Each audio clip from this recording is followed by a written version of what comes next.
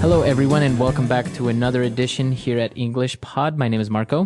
And my name is Catherine, and today we've got a great upper intermediate level lesson for you all about animal and human rights. Right. So it's a very debatable topic. People want to protect animals, mistreatment of animals. And this is what we're going to talk about today, protecting animals and giving them rights. Do you think animals have rights? Well, I think we could leave that for the end. I don't want to, influence the argument here in today's dialogue. But as you've said, I think it's very much a topic that people can go both ways on. Mm-hmm. So why don't we listen to our dialogue as two people discuss animal rights, and let's get their opinions on things.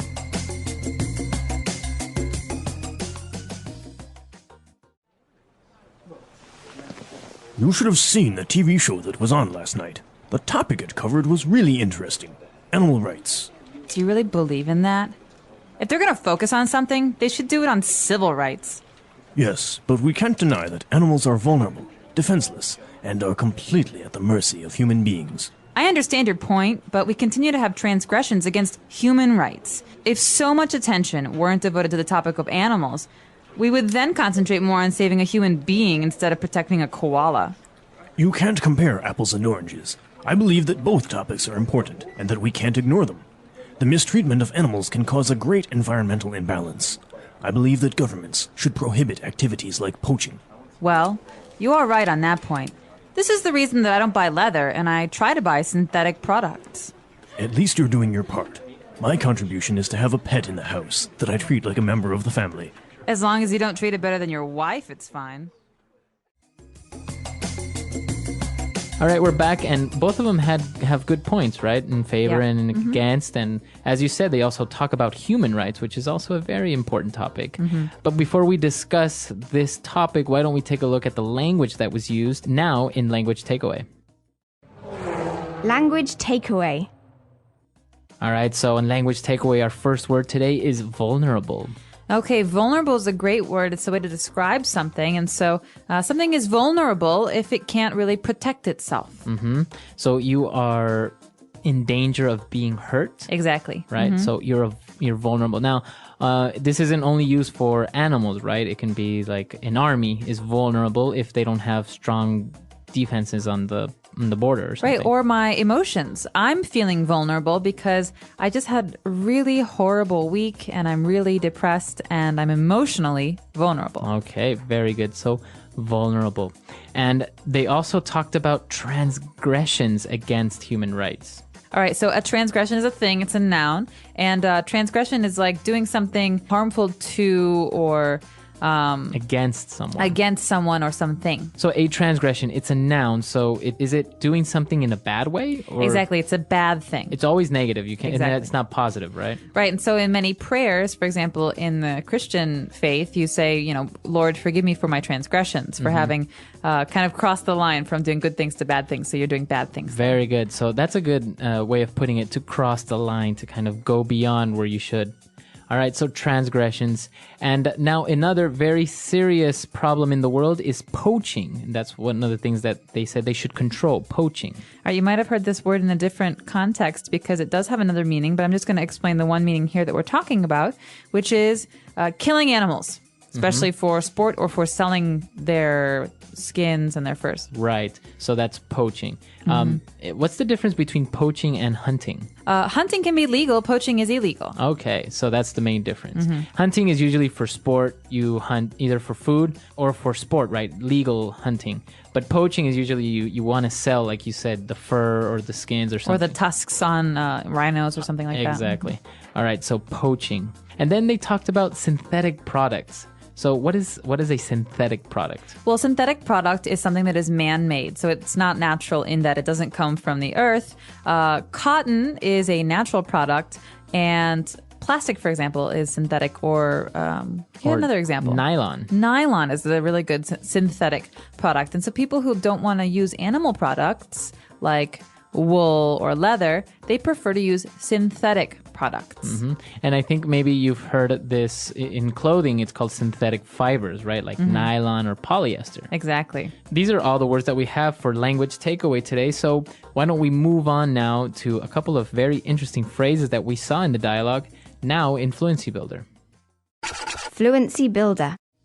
Okay, this first phrase is, well, it's a common one, but it's definitely not used in very happy circumstances. We say that something or someone is at the mercy of someone else. Okay, so animals are at the mercy of human beings. What does this mean exactly, mercy? So basically, it means that the animals, in this case, don't have control of what's going on. So human beings are the ones that control everything. So if I decide to kill them, then they are at my mercy, at my will, at my whim. Exactly. And so you could say, I'm at your mercy, Marco. Please just help me out with this. It's like you're the one in control. You're the one who can help the situation. Will you help? Exactly. I'm at the mercy of someone. And then they were talking and debating this thing, and an interesting comparison came up. You can't compare apples and oranges. All right, you're going to hear this all the time in English. It's not just a funny little phrase that the person uses. It's a very common idiom. And so we say, it's like apples and oranges, or you can't compare apples and oranges. And this is essentially saying these are two different things. Completely different. Completely different. So I can't compare him and her because it's apples and oranges. They're two different things, two different people. Right. Because that's what in the movie he said they were like peas and carrots. They just go together They go well. together? Does that make sense? Not really. Forrest Gump was a little bit strange like that. But I think the meaning is that if I say that's a big apple and I say that's a small apple, they're all apples, so I can compare them. But I say this is a really big orange and that's a really big apple. Well, they're different. Yeah. You just can't compare them. All right. And towards the end, the person said that you're doing your part. You're doing your part. Yeah. So this is a hard one to understand sometimes because it's not like a part in a play. It's more like a part in society. You're helping make society or culture or civilization better. So you're contributing. Exactly. So, for example, what would be an example of a person doing their part towards society? Well, for example, I don't own a car. I ride my bike, and it's my way of doing my part to help the environment. Okay, very good. Because I can't buy a factory that's, very green, or I can't do all these things to change the world. So I'm going to do small things those are my way of doing my part. Okay. So like another example would be recycling. That's doing your part. Exactly. Or in this case, the person bought only synthetic products, nothing made from nature. All right, very good. So very interesting phrases. Why don't we listen to our dialogue for the last time, and then we'll be right back.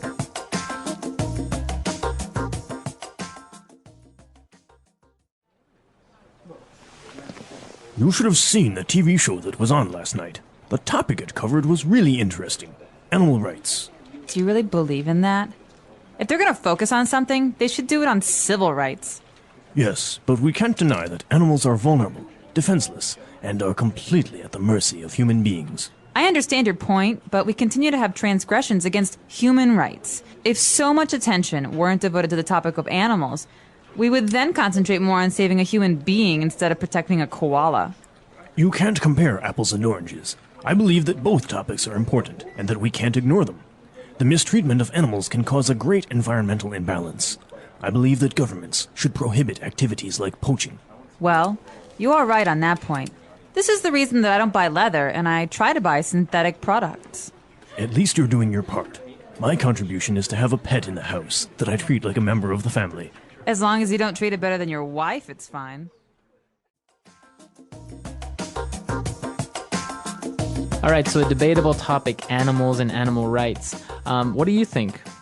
Well, I'll say this. I would be a hypocrite if I said that it's bad to hurt animals because I'm a meat eater. I like to eat meat and I like to wear leather.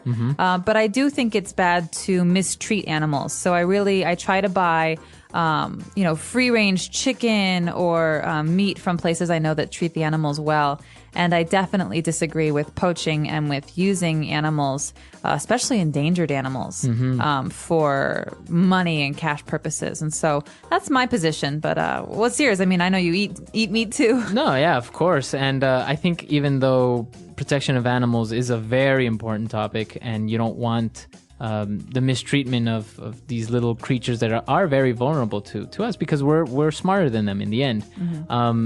But I think also it has to do a lot with superstition sometimes and kind of mystical and magical things. For example, people killing rhinos because they believe that the rhino horn has amazing curing properties, or or the same thing with elephant tusks and stuff like that. So it also it involves this certain aspect that people almost don't know any better. They truly believe that these things actually work, or that they will help them. So they don't consider the like in the dialogue said, the imbalance that they create in the environment, or the consequences. Or there might be some very serious evolutionary consequences that we cannot even imagine. And so, things change kind of over time, sometimes quickly and sometimes slowly. But if we force change really quickly, who knows what the results are going to be? It might be really negative for us. Exactly. And that's what we want to know now. What do you think about these topics? Because in the end, the environment, animals, they're all connected. If you wipe out all the foxes in a forest, then you're going to have you're going to have too many snakes running around, right? Yeah. So what do you think? Come to EnglishPod.com where you can leave all your questions, comments, or suggestions, and we're always there to help out. Now more information about this podcast. What are human rights? Human rights are the basic rights that every person has. The right to live, to be free, to feel safe, to have food, to speak freely, and to be treated with respect. These rights are for all people, no matter their country, religion, or background. What are animal rights? Animal rights mean that animals also have the right to live without pain, suffering, or cruelty. They should not be abused, used for experiments, or kept in terrible conditions. Animals, like humans, can feel pain and fear. They also feel joy, comfort, and love. Are they connected? Some people think that human rights are more important, but many experts say when we hurt animals, we also hurt ourselves. Studies show that people who are kind to animals are also kinder to people. Compassion is not limited. When we respect animals, we grow as a society. What can we do? We can choose to be kind. We can avoid products that hurt animals. We can support laws that protect both animals and people.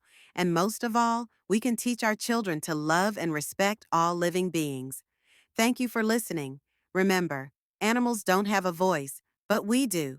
Let's use it to speak for them and to build a world where kindness is for everyone, animals and humans. Please like, share, and subscribe if you enjoyed this episode. See you next time on Easy English Talks podcast. So we hope to see you there. And until next time, everyone, goodbye. Bye.